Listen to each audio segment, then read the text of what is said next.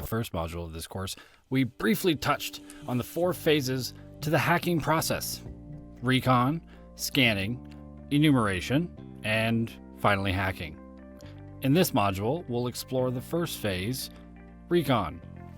The recon, or what other people would call footprinting, is where we gather information about a target so that we can make a more educated decision in the later steps of this process and ultimately hacking their systems. I know it's very tempting and everyone wants to start hacking right away, but you don't get to skip to step 4. You have to start with step 1. And it is step 1, 2, and 3 that actually allow you to get to that hacking step. You won't know where to go. You don't know what you're doing. It's vital to spend 75% to 90% of any engagement on the first phase. This allows a lot of things. Data collection. It allows you to get a good idea of who your target is, physical, network presence, how many people they have. Getting good intel is, it's super important. Just because you also have permission to hack these systems in an engagement like a pen test or a security audit doesn't mean that you want to go in guns blazing.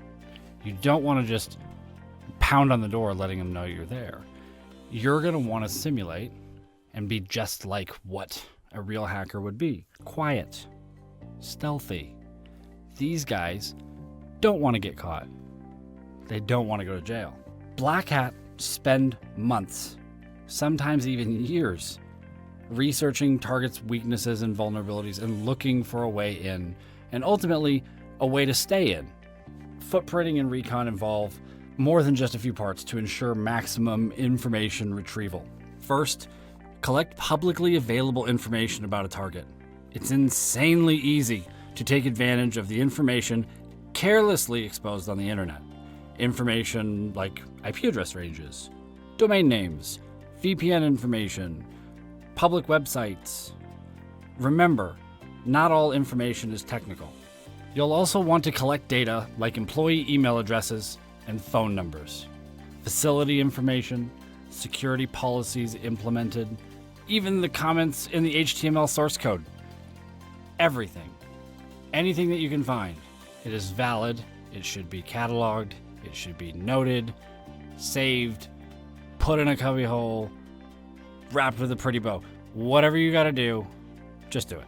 You definitely want to identify the operating system in use if you can. Any other details you can gather. Is it a Mac? Is it a PC? Is the receptionist a woman? Is it a man? Tall? Short? Do they have uniforms? Do they wear uniforms 4 days a week and then have casual Fridays? It would be really, really silly of you to pretend to be an employee in some social engineering tactic and showing up in uniform on casual Friday. Gather what you can about the system. Architecture, names, and of course usernames, passwords, anything written down on stickies, anything out there.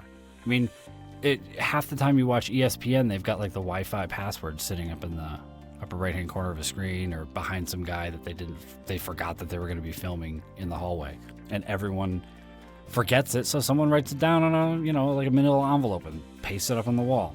Run queries on available databases like WHOIS, DNS.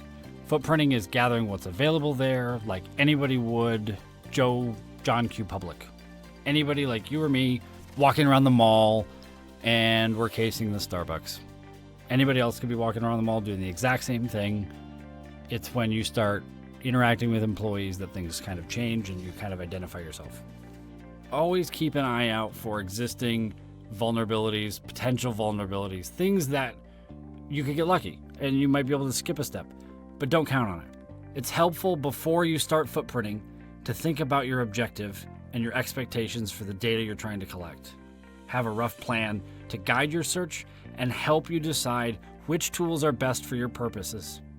You're not going to bring scuba gear to the desert. It's very much like that. If you have a physical engagement and you are doing building security and building control audits, you're not going to bring all the most sophisticated data center stuff when they don't have a data center. You're not going to bring hacking tools for computers that don't exist. Bring the tools that are appropriate, know what your target is, know what your goal, your endpoint is, and in most engagements, it'll all be written down. In this module, I'll highlight using Google hacking and social networking sites to find information. I've personally used both of these to discover major vulnerabilities in the millions of social security numbers and actually ended up on CNN. But before diving into those, we'll move on to the next video and enjoy.